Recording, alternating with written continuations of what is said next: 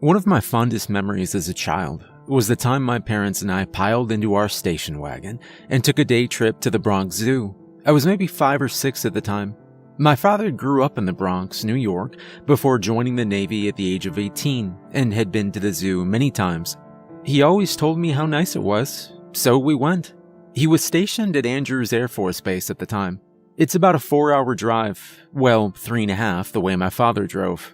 If I remember correctly, we left at about 6 in the morning and arrived about 10, right before it opened. That was my first time ever going to a zoo, and he was right. It was amazing seeing all the animals, the lions, the tigers, the bears, oh my. Sorry about that. Anyway, we returned home. I was still in awe of what I saw at the zoo. So much so that I asked my dad if I could decorate my room in zoo animals. He agreed. And he told me about a TV show called Mutual of Omaha's Wild Kingdom, which is a show that featured video footage of safari animals in their natural habitat. The first time I watched it, I was completely hooked. My father used to let me stay up late on Friday nights to watch it, as I didn't have school the next day. My entire room was soon filled with animal decor. You know, a lion comforter on my bed, an elephant lamp on my desk, a giraffe rug on the floor. You get the idea, right? Now, given the fact that my father was in the Navy, we moved around a lot. Any Navy brat such as I knows exactly what I'm talking about. My parents and I moved around so much that I went to 13 different schools in 8 years. That was until my father retired from the Navy when I was 12. Every single place that we moved to, I always decorated my room with animal decor and would bug the hell out of my parents until we went to the zoo. Some were close by, while others were sometimes an hour away or more. Once my father retired, we moved to a small town in Delaware. That's where I went to high school, got my driver's license, bought my first car, kissed my first girl, and all that good stuff. I also went to the Salisbury Zoo every chance I got. It's a small zoo, about 45 minutes from where we lived, with not too many animals, but it's still a zoo. You see, I worked in an automotive parts warehouse through high school. That's how I got all the money for gas, but it wasn't what I wanted to do with my life.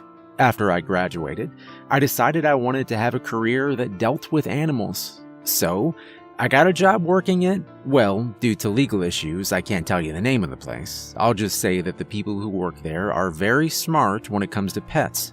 I quit the warehouse the same day. I loved that job. Dealing with cats, dogs, and other domesticated animals all day was great. My dream job was to work at a zoo, taking care of those animals. But I was never a big fan of school, and you had to have all kinds of degrees and years of education to do so. I didn't want to go through all that. I worked at the store for about 4 years. When it was announced that the company would be opening 17 new stores in and around the continental United States and was looking for present employees to work in these stores, I volunteered right away. Anyone that lives in Delaware knows that there's not much to do there. It's really quite boring at times. I'd just turned 23, and I figured it was about time I moved out of my parents' place and made a life of my own somewhere. I applied for a position at a store they were building a few states away, and I got it. A week or so before the store was scheduled to open, I closed out my savings account, packed all my stuff, which wasn't much, put it all in my car, kissed my mom goodbye, shook my dad's hand, got in the car, and drove there. I was scheduled to work the next day. When I got close to where I was going, I saw a billboard sign that read, "The New Breed Zoo, opening soon, 3 miles from here," with pictures of zoo animals on it. Cool, I thought. I'll be there opening day. In retrospect, the name of it should have been a red flag, but at the time, all I saw was the word zoo. I rolled into town, found the store, then went to go find a place to stay. I ended up renting an above-the-garage apartment from a nice lady named Stacy, who worked at a law firm in town. I unpacked the car, and I moved in. Water, electric, and cable were included in the rent, so all I had to buy was food. I passed a grocery store by the name of Barnaby's on the way into town, so I decided to go there. That place was creepy as hell. It had a really bad vibe, so I just got what I needed and I left as fast as I could. Okay, moving on. I'd planned on being there the day the zoo opened, but it didn't work out that way. Given the fact that the store was a brand new store, the manager had us work 13 days straight to set up the store for the grand opening. I wasn't able to get to the zoo until about a week and a half after it opened, my first day off. I looked up the zoo on Google Maps and followed the directions it gave to get there. I arrived a little before 8 a.m. and waited in line for it to open. Ahead of me was a guy wearing an old Iron Maiden shirt and blue jeans. As I'm an Iron Maiden fan myself, I mentioned that I liked his shirt, and then we had a small conversation about which album was the best. He said The Number of the Beast, while I said Peace of Mind. The zoo then opened. I walked up to the ticket booth, paid my $19.99, got my hand stamped, and a little blue raffle ticket. "What's this for?" I asked the girl. "Oh, every 2 hours, someone will announce a series of 4-digit numbers," she said. "If one of those numbers match the last 4 numbers on your ticket, then you get an advanced look at all the new animals and the new exhibits that the zoo will be offering before everyone else does," she said, smiling. "Oh, alright, cool," I replied. "Good luck," she added. It was a big zoo, with free-roaming animals and large open areas surrounded by huge iron fences. They could walk right up to you if they wanted to. It was great. I actually got to pet a zebra. I was so excited. I walked around for a couple hours, looking at and taking pictures of all the animals, when over the PA system, a soft female voice said, "Hello, everyone, and welcome to the New Breed Zoo. Our first group of winning numbers for the day are..." I pulled the ticket out of my pocket, held it in my hand, and looked at it. The last 4 numbers on my ticket were 3825. The only reason I remember it is because it spells out my favorite word. Well, she read off a series of 4-digit numbers. I wasn't on there. "All guests with winning numbers, please report to the Guest Relations building located next to the Lion's Den on the east side of the zoo. You have 10 minutes to do so. Thank you," she said. I looked around and I realized that the Lion's Den was on my right and Guest Relations was on my left. Now, I'm sure all of you have been to a zoo, an amusement park, or basically any business open to the public, and you've seen doors with restricted area, employees only, do not enter, or private written on them, right? Well, on the side of the Guest Relations building was a door marked Authorized Personnel Only. Seconds after the announcement was over, an old man with gray hair stepped out of the door. He had a striking resemblance to Doc Brown from the Back to the Future movies. He wore a white doctor's coat with a stethoscope around his neck, black pants, and a pair of black shoes. He held a clipboard in his left hand. His right arm was held tightly against his chest. With a closer look, I realized he didn't have a hand on his right arm. After what seemed like 10 minutes of standing there, he began to say, "Anyone with winning tickets, please come this way." He repeated it maybe 5 or 6 times. A small group of people then began to approach him. I saw the guy in the Iron Maiden shirt walk up, as well as a soccer mom, a big biker guy, and a guy in a suit. A few others walked up as well. The old man greeted them with a smile, took their tickets, and motioned for them to enter the door. They all entered one by one. When the last person entered, the old man looked left and right, I assumed to see if anyone was watching, which was odd. He turned his head back around and saw me staring at him. He smiled, nodded his head, waved, then hurried through the door, pulling it shut behind him. But it didn't shut all the way. From where I was sitting, I could see that the door was slightly open. Now, being the curious guy that I am, I walked to the door. I then looked around to see if anyone was watching, opened the door quickly, and stepped inside, shutting the door tightly this time behind me.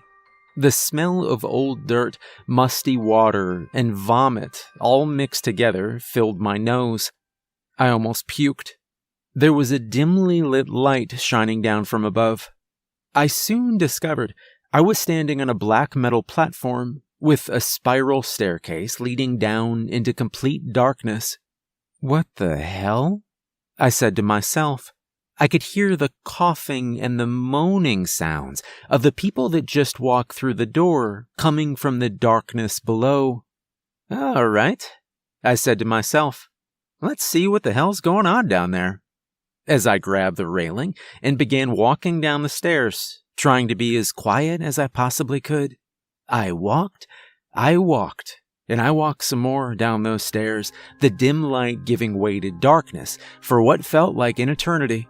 I then heard a door creak open as a ray of bright white light shot up from below.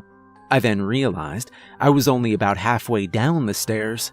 I saw all the people and the old man walk through the door, and I watched it close behind them. I was back in darkness. Screw this, I said to myself, reaching into my pocket, pulling out my cell phone and turning on the flashlight. And I finally saw where the smell was coming from. I shined my light against the walls, but there were no walls, only exposed dirt with streams of water flowing down them. I shined my light downward to see a giant pool of fungus-infested water gathered at the bottom, almost reaching the door. And I swear, I saw something swimming in it. I went from intrigued to scared shitless in one split second. I quickly darted down the stairs, almost falling a few times, got to the door, yanked it open, and stepped inside, shutting it quietly behind me. I turned off the light on my phone and put it back in my pocket. I was now in a long gray corridor with what looked like water pipes on the ceiling, very dim lights on the walls, and a white door at the very end of it. What the hell is this place? I mumbled to myself. I could barely see the group of people at the end of the corridor. I then began walking down it, slowly, almost tiptoeing. On either side of the corridor were little rooms, well, more like cages, with iron bars for doors, like a prison cell. In each cell was a pile of what I can only assume were wood shavings and hay. Well, this must be where they keep the new animals, I thought. And then I heard screams and the sounds of a struggle coming from down the corridor. I turned my head to see two large men, dressed in black, pushing the group of people into a cell and slamming the door behind them. The old man and the men then exited through the white door and shut it behind them. I ran down the corridor as fast as I could to the last cell on the right. I looked through the bars to see all the people that just came down, laying face down in the piles. Hey! Wake up! What the hell? Wake up! I said, pulling on the door repeatedly. I heard a door open, then felt someone grab me from behind and slam me hard face first into the bars. I felt a sharp stabbing pain in my neck, followed by an intense burning sensation. Son of a...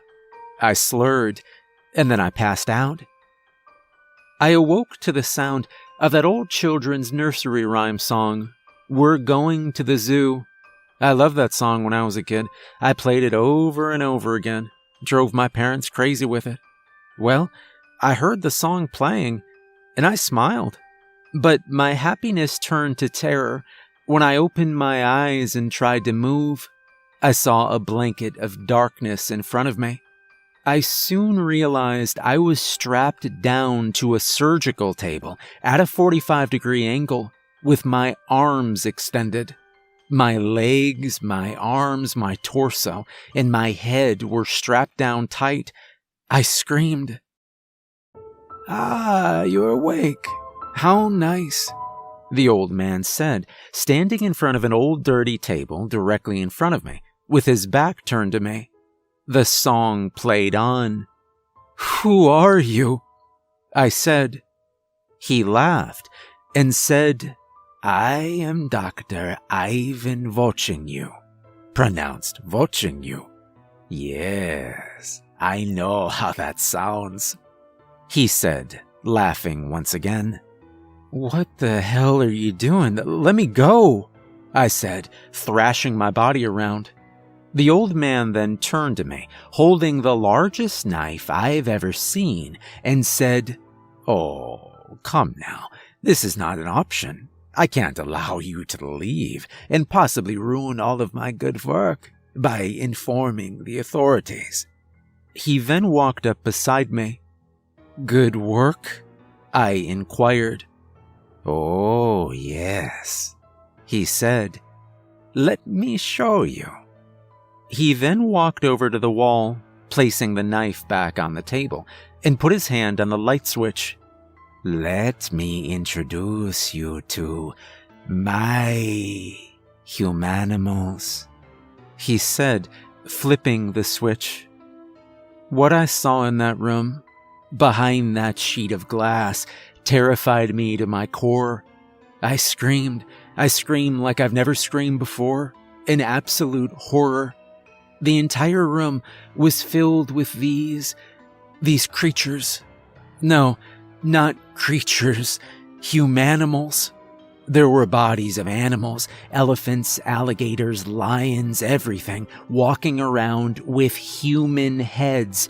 Old man heads, pretty blonde heads, men heads, women heads, and old heads. It was horrifying. But if that wasn't bad enough, there were also human bodies. Men, women, and teenagers walking around with animal heads. Deer heads, sheep heads, llama heads, and many more. I couldn't stop screaming. And through my screams, I saw a panel in the ceiling of the room open up, and several mutilated bodies fell to the floor below. And then the humanimals, all of them, then rushed towards the bodies, ripping and tearing them apart. Blood was everywhere. "I think you've seen enough," Ivan said, turning off the light. Calm down, he said, patting me on the shoulder. I slowly began to regain my composure. "What the hell were those things?" I asked him. "Like I said, those were my humanimals. Part human, part animal," he responded. "Is that what you're gonna do to me? And that group of people in the cell?" I asked. "I'm not quite sure. That all depends on how they do on the test," he answered. "What test?"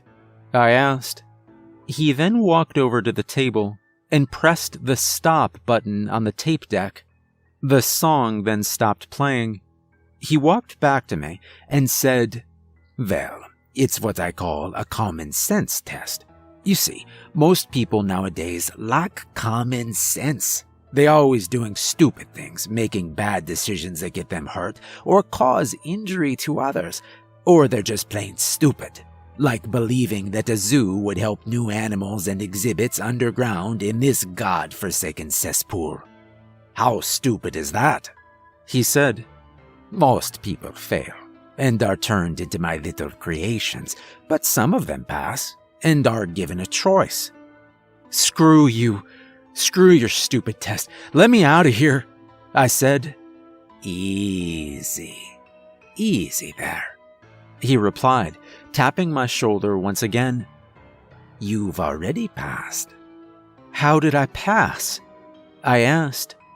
"Well, you are obviously an intelligent man.